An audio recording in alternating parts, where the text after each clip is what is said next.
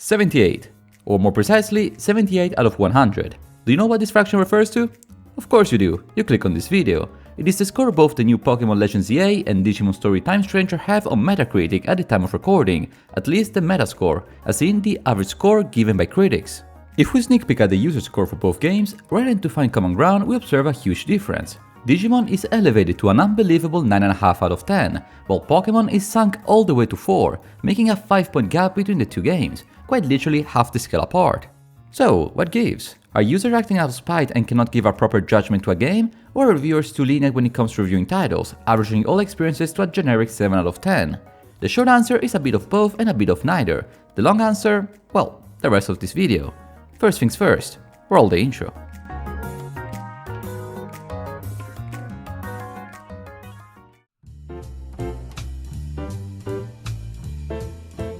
As a small YouTuber that writes reviews from time to time, I often find myself asking the good old question, is it possible to review a game objectively?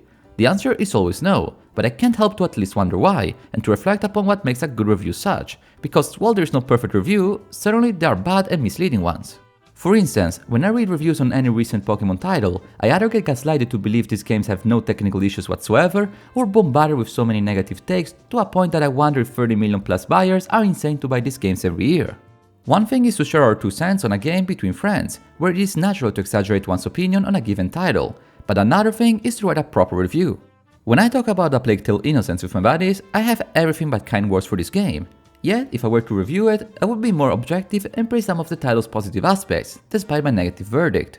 So if there's a clear distinction between an opinion piece and a proper review, why do readers and viewers always find themselves arguing about the integrity of the system?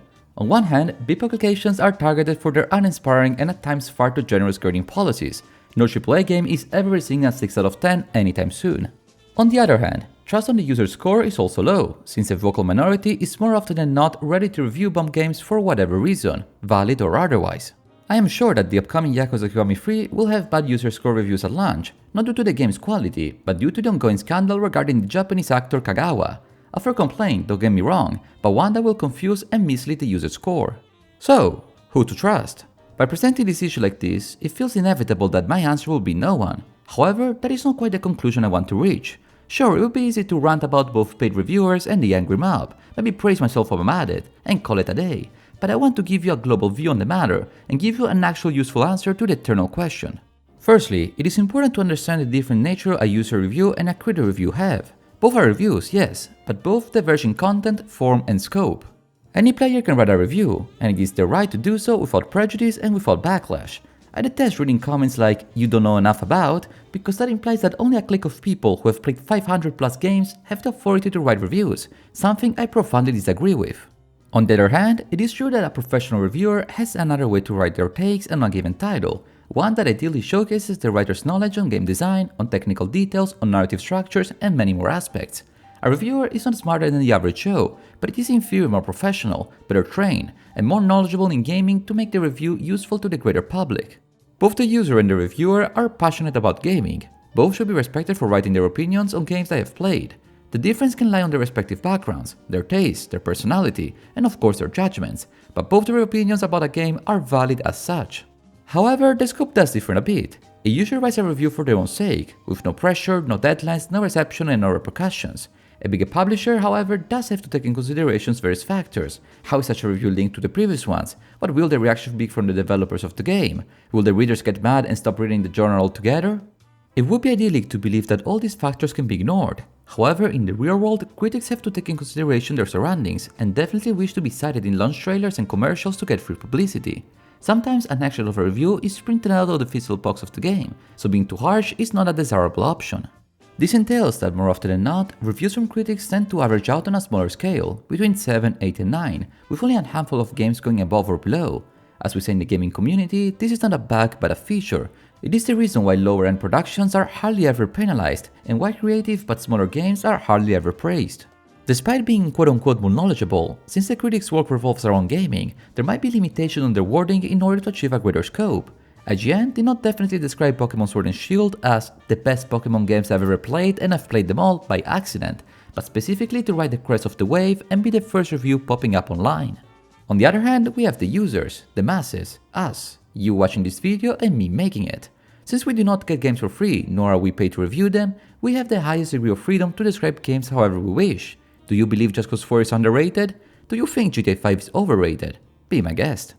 I believe I'm quite lucky to have a fairly small YouTube channel where I do not need to follow the trends, because that grants me the freedom to review whatever game I desire, whenever I wish, with all the intellectual honesty I can achieve. At most, I might review games I got as gift from friends or bought for a discount, but definitely not games given by publishers, at least not yet. If you don't want to make video reviews, you always have the option to leave a written one in any digital store like Steam, or in other websites like the already cited Metacritic. Again, we both don't have deadlines and definitely don't have anything to lose to share our opinion but the time to write them.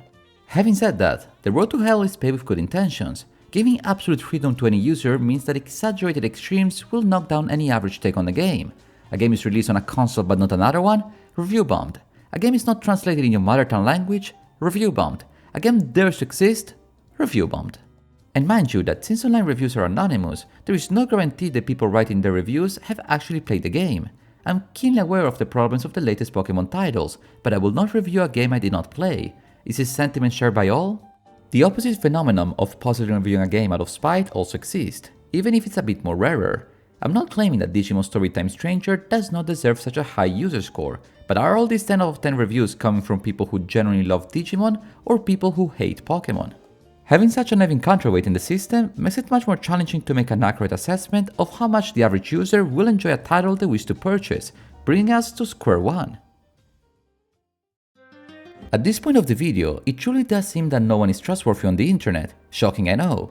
But now that we've made explicit the reasons why such conflicts of interest occur, we can circle back to the core question of this video essay. Who should we trust? Reviewers or user scores? In my opinion, when examined up close, both reviews can be trusted. Yes, both at the same time, despite being different. In my opinion, it is important to ignore the numerical grade, something that I already discussed in a previous video, but to use a nice little trick called reading between the lines. As explained, both types of reviews have their advantages and disadvantages. A reviewer usually has more experience and knowledge, yet it lacks the freedom and the flexibility to write what they please. A user has such a freedom to analyze a given game, but mob mentality pushes angrier and potentially false comments to cover up the more honest reviews. So the answer is to counterbalance these negative aspects by acknowledging the inherent bias present in both formats. When reading or watching a review from a publication, it is important to keep in mind that the focus may be shifted to the positive aspects rather than the negative ones. If a game has bad optimization, the reviewer may mention it but focus more on the gameplay. If a game has a bad gameplay, there is a drift in the story, and so on. Especially if it's a big title being analyzed, the less flattering part of the review might be shorter, so keep an eye for these type of details. When reading user reviews, the first thing to do is to filter out the extreme polls, usually the negative ones, that are clearly present to bring down a game for whatever specific cause. Mind you, it is important to be aware where people are angry, especially if the game has anti-consumer elements such as microtransactions, but it is equally important to distinguish provocations from a proper review. Once those are filtered out, you can actually observe what the players truly think about the game as a whole. Every unique review will focus on something different, but the general consensus will merge into a complete picture useful for the reader. For both critic as well as user reviews, it is important to always remember that any point of view is subjective, no matter how much it is claimed otherwise. This entails that the more reviews you read, the more complete your knowledge on a game will be. So yes, the answer to the question, who should I trust, is indeed both, but meant as in the complementation of the parts that make both reviews trustworthy. Big publications will give a detailed analysis on the game, one that is valuable and hard to find elsewhere, but one that might lack a true gut feeling opinion. User reviews will be more honest and frank, since they are talking from user to user with no filter, but such gut feeling can lead to exaggerated takes that do require filtering from the user. Is there a type of review that mixes the best of both worlds? Of course, that would be me. I told you I would reach this conclusion.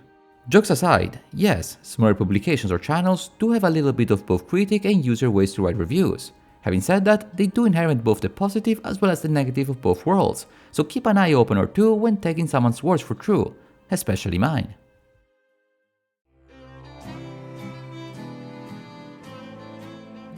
If there is one thing certain in the gaming world, is that the fight between critic and user scores will forever remain as it is, no matter what buffers are in place.